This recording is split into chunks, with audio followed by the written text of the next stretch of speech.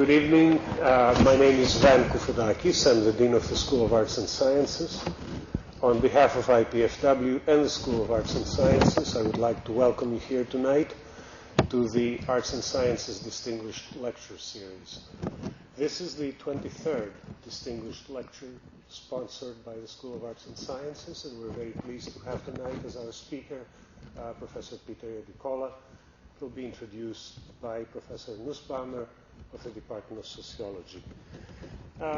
We have had something like 22 speakers up until now. The series on the distinguished lectures began back in 1982. It has been, I think, a significant contribution of our school to the university and to the community at large. The process of selection of the speakers begins with particular departments who nominate colleagues from both within the university and outside the university. The Arts and Sciences Faculty Affairs Committee does make a recommendation, and we invite the speaker to contribute. I would like to thank the Faculty Affairs Committee for all the work it has done this year on a variety of issues, and of course for organizing the lecture tonight. And after the lecture, there will be a discussion period, and after that, there will be refreshments available out in the lounge. I would like to ask then Professor Nusbaumer and our speaker, Professor Iadicola, to come up here.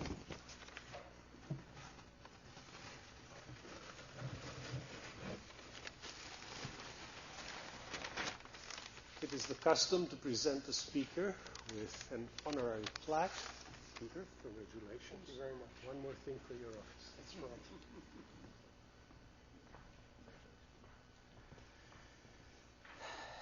It's my opportunity tonight to introduce Peter Iadicola to you. Peter and I have been colleagues for the last 22 years, beginning with day one when we shared an office together at a time where many faculty shared offices at IPFW. In that intervening 22 years, Peter has built simply an excellent record of scholarship in your program. There's a brief discussion of it. What is most important to that scholarship, in addition to what's in your program, is an understanding of what it takes to do this scholarship. It is, for those of us in sociology, his work is rooted in what we know as critical theory. Critical in the sense that it makes notably fewer assumptions about the nature of social relationships and social processes. It is more questioning and more critical. In pursuing those lines of inquiry, that becomes very unpopular among many groups. It becomes even threatening to many. Therefore, to build the kind of reputation to be the kind of critical theorist that Peter is, takes not only a scholarship grounded enough to be able to fend off any of its criticisms, and at the same time enough courage to speak the understandings that he derives from it. It is not only is he simply one of the best critical sociologists I have ever known, he is also one of the most courageous in his work. It is truly my honor to present to you this evening my colleague and my friend, Peter Iadicola.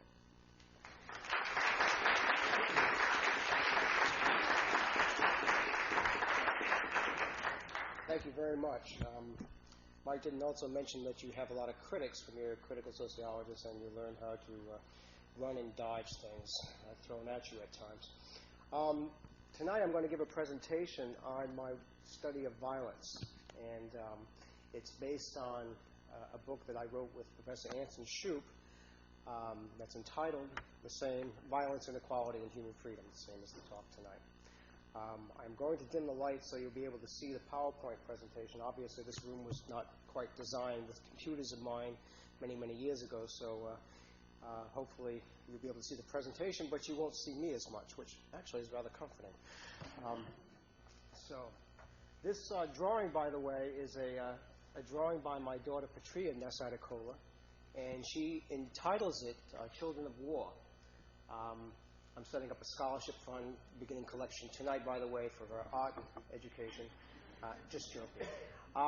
But the picture is really very apropos because in talking about violence, children are often the victims of violence.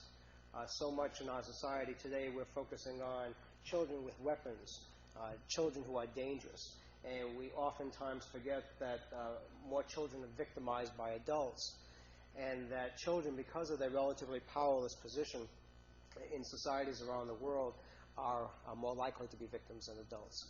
And so she entitles this Children of War, and it's actually interesting because there's a graphic of one of the fighters from the Children of God, God's army in Burma, and there's also from the Congo Republic, as well as children from different countries around the world.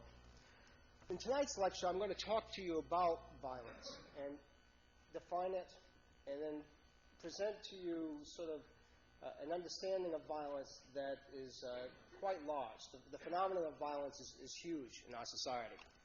It's something, God. Okay, how did we do this last time? Okay. It's something that, in terms of occurrence in the world, it's something we read about in the daily newspaper. It's something that we're entertained by, that most of our movies and television serials will often depict violence, and it's a source of entertainment. Matter of fact, a good movie has enough violence in it, and if you throw in enough sex, then you have a blockbuster. So violence is something that's pervasive in the world. But it's even larger than what you think. Let's begin by first defining violence. We developed a very simple definition of violence as any action, inaction, or structural arrangement that results in physical or non-physical harm to one or more persons. Now, in terms of this definition, let's break it down into terms of component parts. The first component is violence can be a result of action, inaction, or structural arrangement. Well, action is certainly simple to understand. The rape, the homicide, the assault, these are actions. However, it can also be inaction, negligence on the part of parents with their children, leading to injury and death of the child. It can be the refusal of medical care by physicians, leading to increasing levels of death and injury.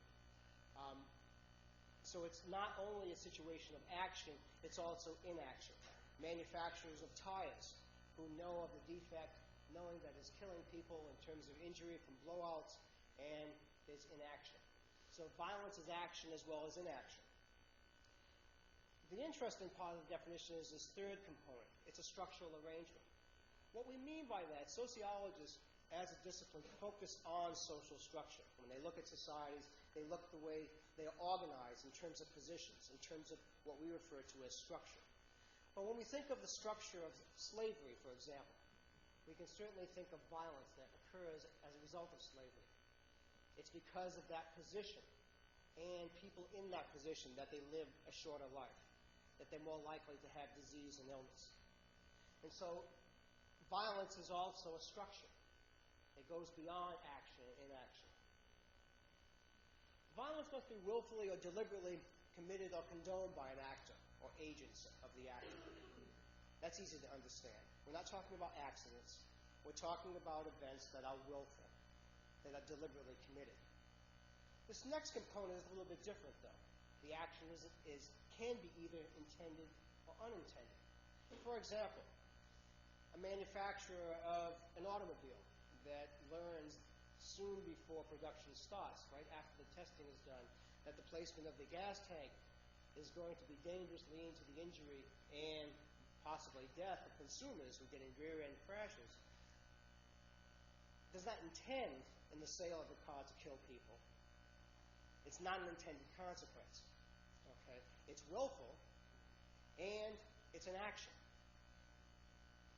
Violence is violence whether it is justified or unjustified, is defined by either actors or the audience of the action. Much of the violence in the world today is justified violence. Matter of fact, it's oftentimes so justified that we don't even count it any longer as violence. We don't even describe it as violence. Sometimes it's referred to things as collateral damage, unintended consequences or accidents. Or when we talk about the violence of states, governments, committing acts of capital punishment, using police, military. These are defined to be legitimate sources of violence, but that doesn't take it away from the fact that they are violence nevertheless. Violence and its harmful effects occur on both physical and psychological levels. That we know that the violence of rape oftentimes is more psychological than physical. We know that the violence of spouse abuse is sometimes more psychological than physical. We know that the violence of child abuse is often more psychological than physical. And so when we're talking about violence, we're talking about both dimensions of consequences. And lastly, violence may be recognized or not recognized by both recipients of the action or the actors. In many societies, what we consider to be an act of nonviolence or an act that's merely an act of social control is violence nevertheless, even though it may not be recognized by either parties. For example, the swatting of a child or the assaulting of a child. If it's your child, that assault may be called discipline. It may be called just getting control of the situation. Yet, in Sweden, that's defined as crime. That's defined as violence. Napoleon Chagnon, in his research on the Nusbaumer, wrote that in the case of the abuse of wives, the wives expected it. Matter of fact, if they were not beaten, they were felt to be unloved. Neither victim or offender really described this as violence per se. In terms of violence, Andy and I identified 13 principles of violence. Actually, I should have chosen number 13. It's just not a lucky number, but we went ahead with 13 and stopped there. This first principle of violence is somewhat obvious. Violence and the threat of violence are ultimately forms of power. We use violence in order to exert our will on another person. Max Weber referred to violence as coercive power. Okay, so violence is first of all power. It's important to recognize that. Whether it's talking about the violence of relatively powerless people trying to exert the power that they have, that is violence on another, or the power of states to exert control on its citizens or citizens of other countries. Violence takes place within the context of social forms or structures in which we live in. Again, sociologists focus on structure. And so, in terms of talking about the phenomenon of violence, sociologists recognize that it operates in the context of structures, positions, roles. That much of the violence that I'm going to talk about this evening occurs in the context of people in positions acting roles in which violence is called for. Violence is a form of power that's instrument for maintaining social structures in the society. States use violence regularly in order to maintain structures. Whether it is South Africa in terms of maintaining a system of apartheid, or whether it is the Taliban in Afghanistan, or whether it is the United States government exerting power over its citizens. Violence also occurs as an act of conscious rebellion, or as an instrument or expressive response to social structures. And so, for example, violence in this case can be the revolutionary or the terrorist who's striking out at structures in the society or in a world system. Or violence can be expressive, an act of anger, an act of striking out at others who are powerless in adaptation to the position and consequences of the positions that they're in.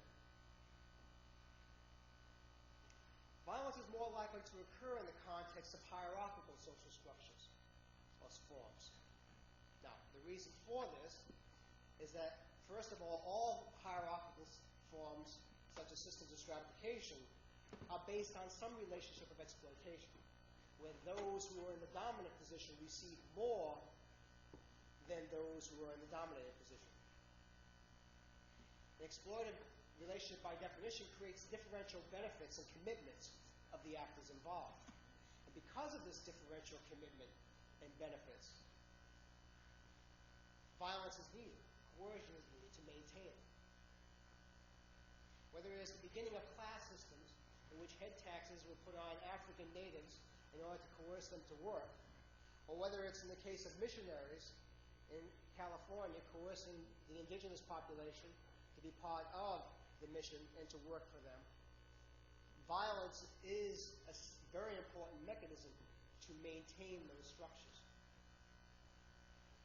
A corollary to this third principle is the more hierarchical structures exist within a society, the more intricate the hierarchical structures, the more violence will exist in that society as a means of preserving them, adapting, or rebelling against them. I think of the country of India, in which there are 5,000 castes. Overlaying that caste system is elaborate class systems that are tied to different modes of production. And you have ethnic relations, religious positions, gender positions, all systems of hierarchy, making that society incredibly intricate and complex, and also rather violent.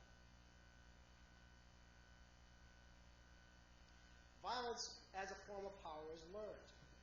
We all know the curriculum of violence. We see it every night. We see it every night on the TV news.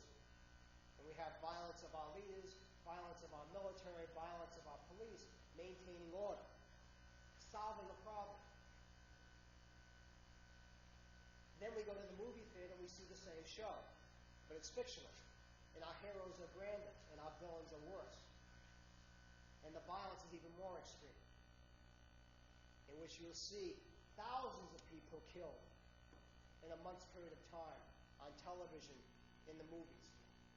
And usually it's the state, the government, that's committing the act of violence, or those in the service of them in order to maintain order. And so the curriculum of violence is pervasive in our society. It's also in sports. Whether it is football or hockey, the lesson of violence is very important. It is learned by imitation of those who are in positions of power. In these cases, we principally learn that violence can be instrumental.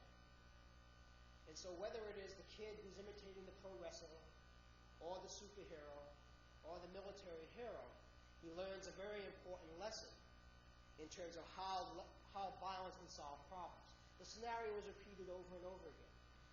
Violence is a means to solve our problems. Violence can also be learned as an imitation of those who are dominated or controlled. In this case, we learn violence as being expressive, out of frustration. So when a young boy exhibits anger, exhibits frustration, he's exhibiting power. Violence is defined as legitimate or illegitimate as it relates to whether it furthers or threatens the social structures of the society. Violence that threatens the structures of the society are deemed to be the most violent.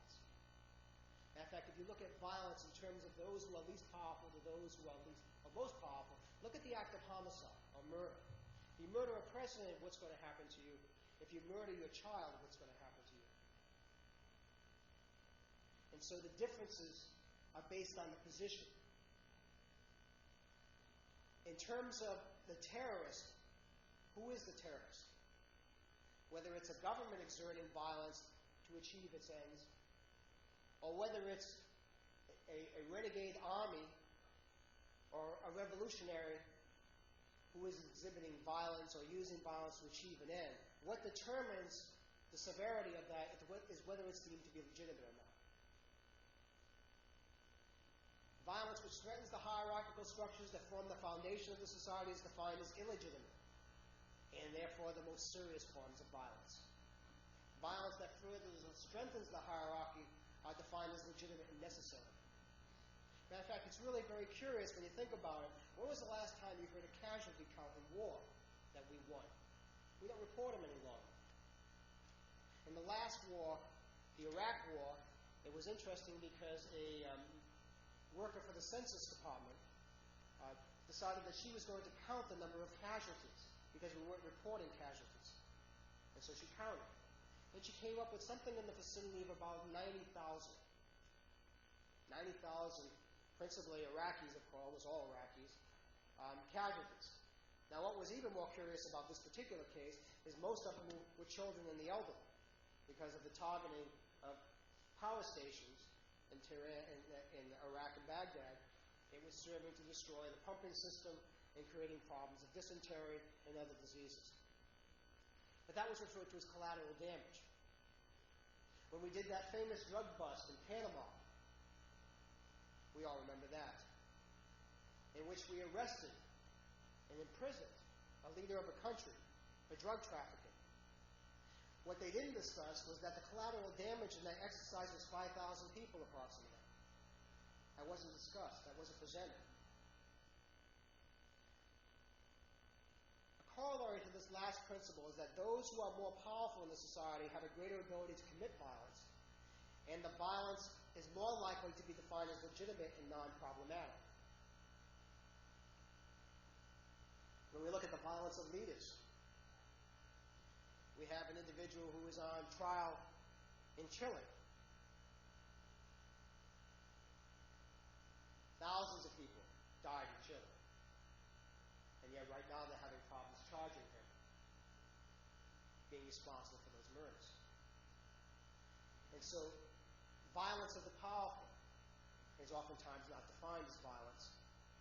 They're operating in positions which the role is defined as calling upon them to commit violence, and so it's excusable.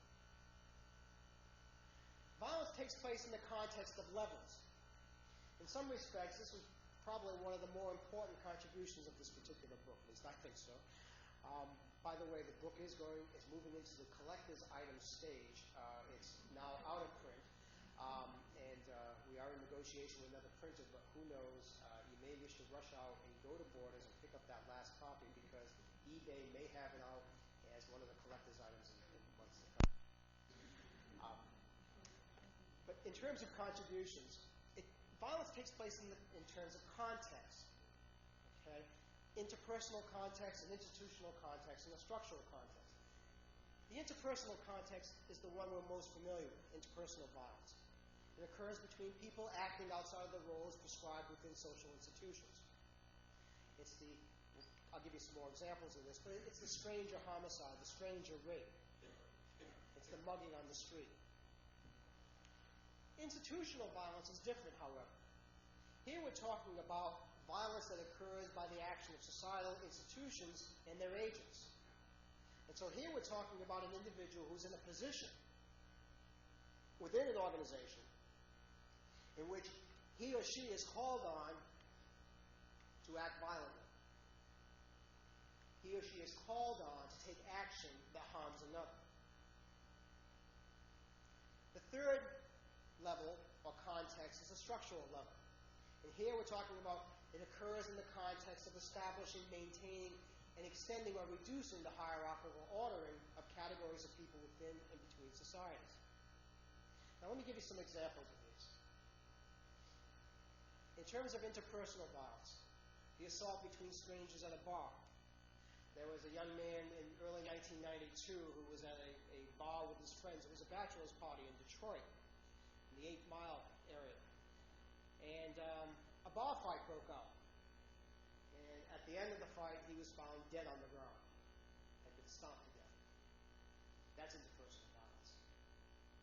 A gang fight between rival gangs. The city of Chicago last year noted that in terms of one particular housing project, there were 30 homicides that year. And 80% of them were related to gang violence. A date rape. In Los Angeles, surveys of high school males asking whether they had forced themselves sexually on a date ever. 80% of them reported that they had. A date rape. 6 months ago, 2 people, young men from Arkansas, were convicted of selling the drug used to knock out someone, to rape them over the internet. This is interpersonal violence. A lover's quarrel that leads to assault or homicide. This is the familiar story that you're reading in newspapers. This is probably one of the most common forms of homicide. People who love each other at one time, and they're killing each other. Now, institutional violence is somewhat different, and probably a little bit more foreign to you, if you will. Economic violence. Economic violence is one of the largest areas of violence. Here we're talking about product violence. Firestone Tire and Rubber Company, you know them. You heard about them recently. 175 people died because they Firestone Tire and Rubber knew of the defect years ago. Matter of fact, in several countries, they had pulled the product because of complaints of deaths and injuries. For Firestone Tire and Rubber Company, this wasn't the first time. For those who are old enough, probably remember the Firestone 500s. The report from the National Highway Traffic Safety Commission in the mid-1970s was that the tire had a problem with belt separation at high speeds. What that translated to be was, along the highway, driving at a high speed, you'll get a blowout. Okay? People died then as well. Firestone Tire and Rubber Company is not alone. Unfortunately, the list of manufacturers, producers who have produced products in which they know that leads to death and injury of consumers withhold that information is quite extensive. Some of you know, of course, the case of tobacco. By 1900, we knew, British researchers knew the link between tar and cigarettes and cancer. In the 1930s, researchers in the United States had confirmed the link.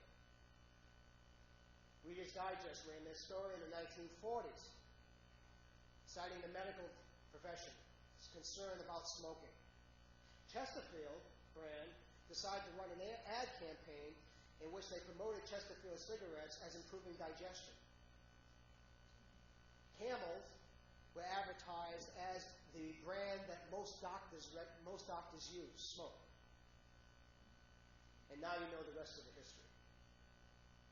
The story, though, that was played here over the last 100 years is now played in China, Eastern Europe, Africa, in which the marketing strategy is to essentially sell the brand, the Western brand, as part of the Western way of life. So to be American, you smoke Marlboros. The advertising budget for Marlboro cigarettes in the country of Bulgaria is quite extensive, and their rise in sales is quite extensive. In several countries in Eastern Europe, they were reporting that smoking had been leveling off by the early 1990s. Now there are reports of increasing smoking rates in response to the capital penetration or the globalization of the tobacco industry. So at the same time we're cutting back on this particular product, trying to withhold and control the use and distribution of this product, they're expanding quite rapidly overseas. Pharmaceutical companies that know that the product that they make causes death and injury. The list goes on and on. Automobiles, I've mentioned the Ford Pinto indirectly. Ford also had a problem with automatic transmissions that would pop into reverse after they were placed in park. So there are many, many stories of product violence. Production violence deals with violence in which workers become injured or die on the job or soon after because of dangers in the workplace that they're not aware of. Dangers in which the owners of the factories are well aware of. In the state of Pennsylvania, every year 1,000 miners die, former miners die each year from black lung disease. The numbers of people who die from brown lung in the South is many, many times greater than that. We also have chemical poisonings. We also have the case of Bhopal, India, in which Union Carbide Limited of India and Union Carbide, stationed in Connecticut, knew years before the dangers of placing that fertilizer plant in that location, the dangers of storing that gas there. A report by their own engineers stated that this was a time bomb waiting to go off. In 1984, in December, 3,000 people died. They didn't wake up. Hundreds of thousands of people suffer from various maladies from that essential spill of gas release, blindness, to problems of cataracts, to problems of lung damage, etc. Environmental violence. Not only do we have problems in the workplace, but we also have problems in our communities. Whether it is the dumping of waste unsafely, as in the case of Love Canal, in which the Hooker Chemical Company sells the land to the town of Love Canal for $1, knowing full well that the town was planning on building an elementary school on the site with a series of houses around it. And of course, the tragedy is that what they buried in that site was a very toxic chemical used during the Vietnam period as a defoliant, and miscarriage rates, cancer rates, spontaneous abortion rates were many times higher in that section of New York. The Mississippi River is oftentimes referred to as Toxic Alley. The further you go south in it, the more toxic it is. And of course, we also know there's a problem of environmental racism in this country, that 60% of the African American population lives in highly polluted areas in this country. Family violence. This is a violence that we've become just recently acquainted with. It's actually not for 20 to 30 years in which we're becoming concerned about this issue. When I taught criminology or corrections for the first time 22 years ago in California, I remember lecturing to a group of students, many of them police officers, in which they responded to a question on an exam, what types of crimes would you provide only minimal penalties and what those penalties would be? And one officer put down spouse abuse, and he put down fines. And he wasn't particularly strange at the time because that's what they were being trained. That in the case of a spouse abuse situation, you entered the scene, you broke up the parties, you basically tried to achieve peace, and then you would leave the scene. You wouldn't enforce the law. It wouldn't be defined as assault. Child abuse. We discovered child abuse, of course, after the mistreatment of animals. When we established shelters to protect animals and laws to protect animals, soon after that we decided that maybe we should have laws to protect children. It's interesting as a parallel today that we have concerns about endangered species. And children learn about the different species in the world today that are endangered. But what we don't learn about is endangered people. And we know that in the Amazon there are tribes of people who are being eliminated because of pollution, because of encroachment of white settlers onto their land, because of military actions in order to drive them out of areas. And so in some respects we should have endangered people cards as well, and endangered people posters to show which tribes and which groups of people are no longer going to exist because of our actions. Religious violence. Here's an area that's quite curious, because of course you would think in the area of religion it would be the antithesis to violence. Yet as we know from reading the newspapers on a daily basis, that the problem of violence connected to religion is quite pervasive. Whether it is in India, whether it is in the Middle East, whether it is in Africa, we have groups of people who are killing each other because of their religious affiliation. We have groups of people who are killing themselves because of their religious affiliation. It's not so long ago that we read in the newspapers about a group of people who committed suicide in the hope that they would be beamed up to outer space. They were dressed in their black pants, black outfits, and wearing their Nike sneakers as they were found in their beds, all dead. And we don't have to go back too far to think of Guyana, in Jonestown, in which we have hundreds of people who drank Kool-Aid laced with a toxic substance of some kind. Children, women, men committing suicide. But it was last year, remember, that the Pope of the Roman Catholic Church apologized to the world for 2,000 years of violence, persecutions, crusades. We have religious wars today, jihads. We have actions of missionaries who act to destroy the way of life of people, leading to their death, leading to injury for those people. So religious violence is very, very important. And our book has many different examples of religious violence. State violence. This is an area that's very large as well. Violence by police, violence by military, violence by private militia groups, surrogates, who may conduct the extrajudicial executions for the military at times. These private militia groups are all over the world. Matter of fact, we're spending in the next 2 years $1.6 billion in the country of Colombia in a war. Well, it's called a drug action. We're basically trying to eliminate the problem of drugs in Colombia. Now, what's important about that is that what's also operating in Colombia are paramilitary groups and death squads. Many of them part of the military, many of them part of the police. Now, in terms of structural violence, this is the area that's, again, probably the most strange and unusual. Hate crimes. Hate crimes are a very vivid example of structural violence. We're talking about people who are being killed not because of who they are in terms of people, as individuals, Not because of their personality, not even because of their actions, but because of the positions that they occupy. Whether it's that man in Jasper, Texas, who was assaulted and then chained to the back of a pickup truck and then dragged until his body parts fell off. The hangings. Or was it that boy in Wyoming who was killed because he was gay? These are people who died because of positions. These are people who kill because of the positions of others. Hate crimes. They're to establish, maintain, or extend hierarchical relations. But the other, more larger area of structural violence is when you look at the consequences of being born in one system, in one position in the world, as opposed to another. Because in a society, societies are hierarchically structured. Class systems, ethnic systems, gender systems, all arrange people hierarchically. But the world itself is hierarchically structured.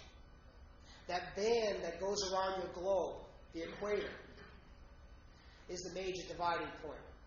Those countries that are south of that band are those that have been conquered. They are in a dominated position. Those countries north of the band are the conquerors in many cases. That simply puts it, but I think it clearly puts it in many ways. But in terms of that position, there are some very important consequences. For example, if you're born in Afghanistan, you live on the average 33 years less than if you were born in the United States. If you took that child at birth and adopted them, had them adopted to a family in, let's say, Kansas City, Duluth, Minnesota, their life expectancy would climb dramatically. Other countries provide similar examples. But even in your own country, if you're born African American in our own society, you live on the average 7 years less. If you're born African American in this society, you have 2 times chances of not making it through the first year of your life because of infant mortality. As we move from interpersonal to the interpersonal, to the institutional, to the structural levels, the scope and scale of violence increases dramatically. The interpersonal violence that we see in our papers on a day-to-day basis, the interpersonal violence that we see on our television screens, in the news, and in movies, is just a small piece of the story of violence. That the violence by states, actors within government positions, military, police, the violence by economic actors, the violence by religious actors, the violence in the family positionings, and in terms of other institutions in the society are much larger, and then you have the overlaying violence in terms of the structural violence in the world. Chain of violence. Now, these different levels of violence, the interpersonal, institutional, and structural, are connected. Most violence that occurs in a society is linked to the other contexts or levels of violence. Violence begins at the structural level. What allows us to victimize others is our ability to think less and separate ourselves from others we victimize. We define them as less. Whether it's the gooks, whether it's the niggers, whether it's the spicks, whatever group that we refer to, we denigrate them. We define them as less. And that first is the beginning point that allows us to violate them. And through our defining them as less, we separate ourselves from them. They're not part of our community. They're from outside. The Balkans War, in which people lived together, all of a sudden now, they're enemies. They're from different positions. Those who are victimized at the structural level are more likely to be victimized at the institutional level, in families, in schools, in the economy, and the political system. When we look at those patterns in terms of violence in our society, highest levels of victimization occur among the young. Peak age of victimization for interpersonal violence is in the teenage years. And then when we go down and we look at, okay, which teenagers? Lower income populations, are disproportionately represented. Minority population is disproportionately represented. It's the most powerless position in the society that has the highest rates of victimization in terms of family. And also, they're more likely to experience danger on the job. They're more likely to consume products which are dangerous to them. And they're more likely to be the victims of state violence, whether it is being roughed up on the street, being beaten alongside a car, like in the case of Rodney King, or in the Rampart scandal in Los Angeles today, being shot or being assaulted by police in order to get confessions. But it then goes beyond that. It goes to the next level, the level that we see, the level that we notice, the level that's reported to us and defined as violence, the interpersonal level. Those who are victims of the other levels oftentimes are victimizing others who are equally powerless, killing others within their community, or striking out at the larger society. And so we have this chain in which it goes from structural violence to institutional violence to interpersonal violence. There's also an internationalization of violence. Violence doesn't just occur in one society, and the links are between societies. Structural violence at the international level refers to the hierarchical divisions between nation-states, and people within them create differences in life chances within the world's population. And so in terms of the internationalization of violence, we see violence in terms of the military, in terms of exacting violence in other countries. We see it in terms of famine. Ethiopia is warning the world that they are expecting another famine in which hundreds of thousands of people will die. We talk about famine in the book, famine as violence, because it's not the fact of just not having food. It's not the ecological catastrophe in terms of a drought or rains that causes famine. It's access to property. It's that structural arrangement which denies some people access to the means to be able to feed themselves. Institutional violence that occurs internationally is usually in the state, economic, and religious orders or arenas. So we have a lot of cases of war, military actions. Most times we refer to them as police actions. We downgrade its significance by not calling them war, not having to declare them legally as war. We call them police actions, and we have many of them going on at the same time. Economic violence we've talked about. Do you know that in this country today, if there's a company that discovers a product to be unsafe, let's say baby pacifiers, and they find that these baby pacifiers have led to choking deaths among infants, and the Consumer Product Safety Commission basically tells the company to pull those products from the shelves, that company will be able to get an export license and sell those same baby pacifiers overseas. Matter of fact, many of our pesticides, DDT, chlordane, heptachlor, that have been banned in this country are sold overseas, are sprayed on peasants in Peru, Paraguay, Guatemala, and also are found in traces amounts on your own foods that are re-imported into this country. That's called product dumping. Interpersonal violence internationally is the most likely of the three types to be defined as violence, and has received the most attention by governments and international press. So violence that occurs, for example, in the case of those German tourists in Florida several years ago who were killed. International press. Or in the case of a military personnel raping and killing a young girl in Japan. International press.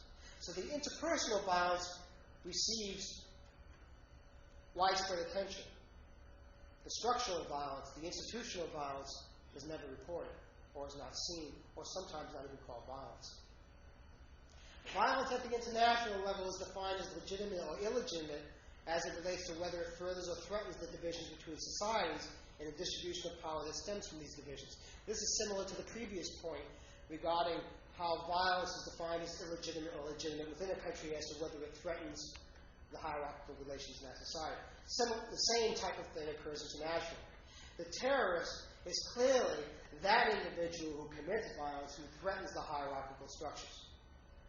The government, when it commits same types of violent acts, may be referred to as committing a police action or a peacekeeping action. The acts may not be any different whatsoever. It's all perspective. The international chain of violence.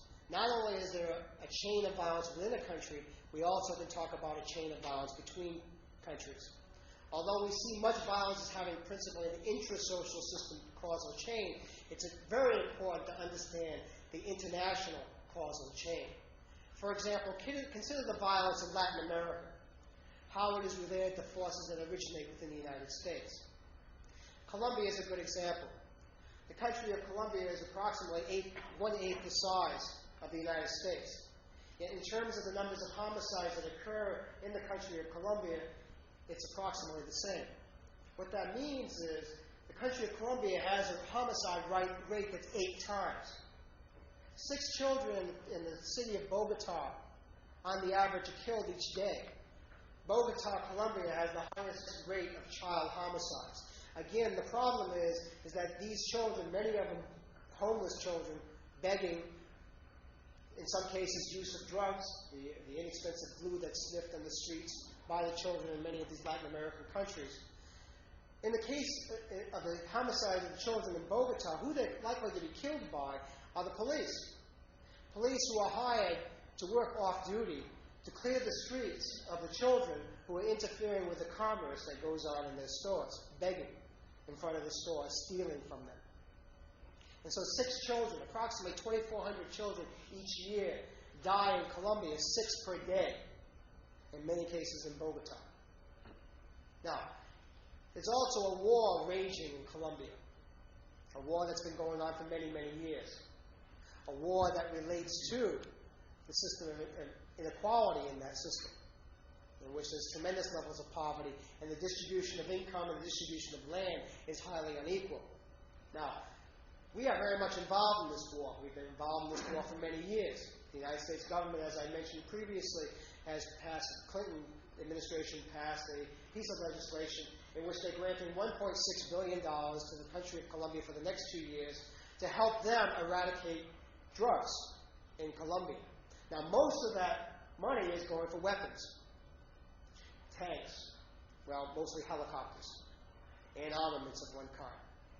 Now, what's important to recognize that we're fighting that war in one area where the drug trafficking and drug production occurs. And it happens to be the one area where principally the leftist rebels, FARC, is operating. Now, there's another area in which drugs are grown as well, but that area is guarded by the paramilitary forces. The paramilitary forces that have been connected to the government and the military. Now, that area is not being targeted. This war is not so much about drugs. It's really about stabilization, maintaining the hierarchical relations in that system. Now, the story of Colombia is not unique. We can talk about Nicaragua, we can talk about El Salvador, we can talk about Guatemala, we can talk about Chile, we can talk about all those countries that fall under the Monroe Doctrine, in which we define as part of our hemisphere of interest in the world in the early 1800s. Violence and freedom. The book is entitled Violence, Inequality, and Human Freedom, because we basically saw these 3 elements very highly connected. That violence ultimately refers to the denial or negation of human freedom. Essentially, where there are high levels of violence in a society, there is less freedom. Countries like Mexico, Colombia, East Timor, areas in the Balkans. These are areas in which there is a high level of violence and there's also a high level of repression. The outcome of violence is always to lessen human freedom and those who have been successfully victimized. The individual who commits the acts of violence is exerting their power, is exerting their will over the victim, and achieving a level of freedom. At the same time, those who are victimized experience less freedom. Whether it is the wife who's assaulted by her husband, the child who is beaten by the mother or father. They experience less freedom as a result of that assault. And those who exact the assault experience more freedom as they gain more control. Those who are the perpetrators or beneficiaries of the actions experience greater amounts of freedom as a result of the violence. There's a cycle here. Violence is connected to inequality. We know that in societies which have highest levels of inequality have the highest levels of violence. We also know that as societies experience increasing levels of inequality, there's increasing levels of violence. We also know that societies where there's more violence, there's more inequality. Those cases where violence is very high, opportunities to develop one's potential, opportunities to grow are reduced, are restricted. You can think about this in the context of rape. One of the most powerful things about rape is how it denies women rights, how it limits their ability to act, how in some respects it increases their inequality, increases their position of dominance. The fear of rape is a very important phenomenon. In terms of, I'm sorry, I didn't talk about freedom. No, I did talk about freedom. I can see eyes are closing and crossing, so even with this dim light, I can see this. I've talked for 20 years, so I can detect when I have gone way beyond the call of duty. But let me just close with some conclusions here.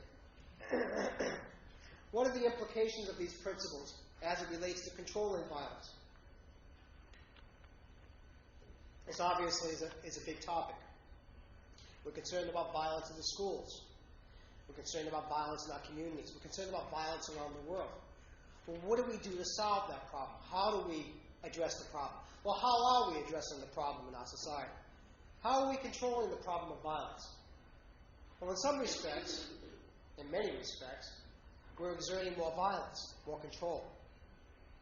Attempts to combat violence by means of repression are likely to lead in the long run to actually increasing levels of violence in the society.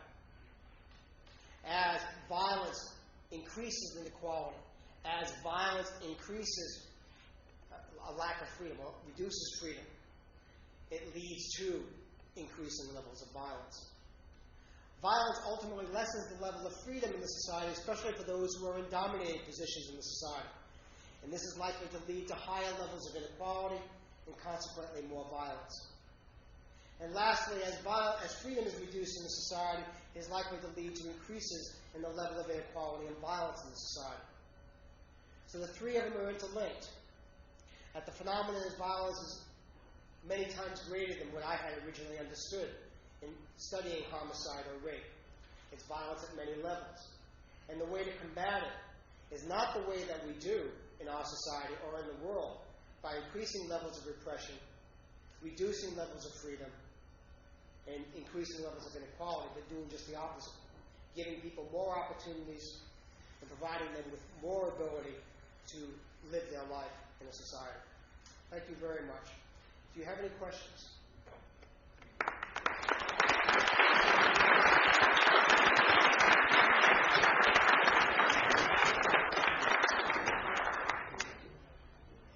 Any questions at all? I'm not sure that's good or bad. Long-time listener, first-time caller.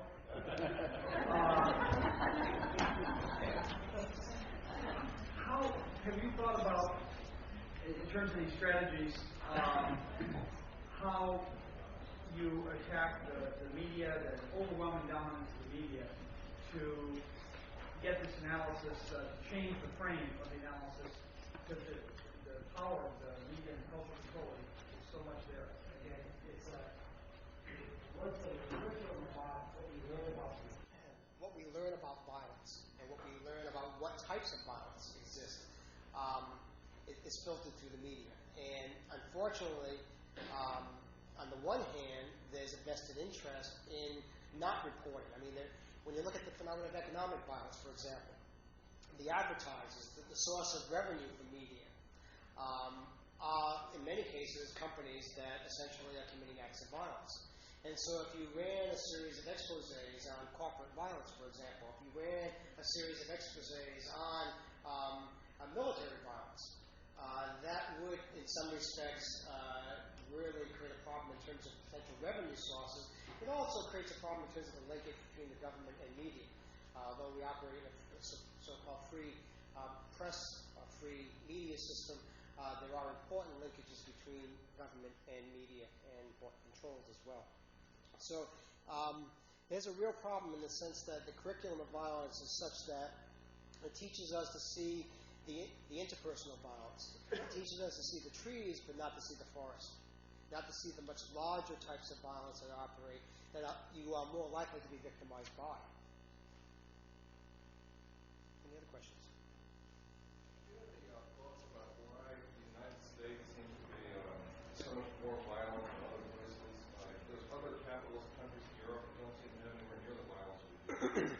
Well, it's interesting because in some respects it's related to weapons, availability of weapons.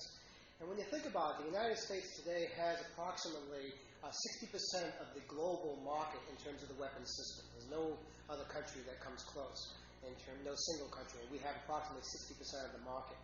And so we are the major arms merchant. And so there's no wonder that when we look at the issue of gun control in our own country, when we have such tremendous amount of subsidies going to weapons manufacturers to sell weapons systems and weapons around the world, it's no wonder that weapons are very available here as well.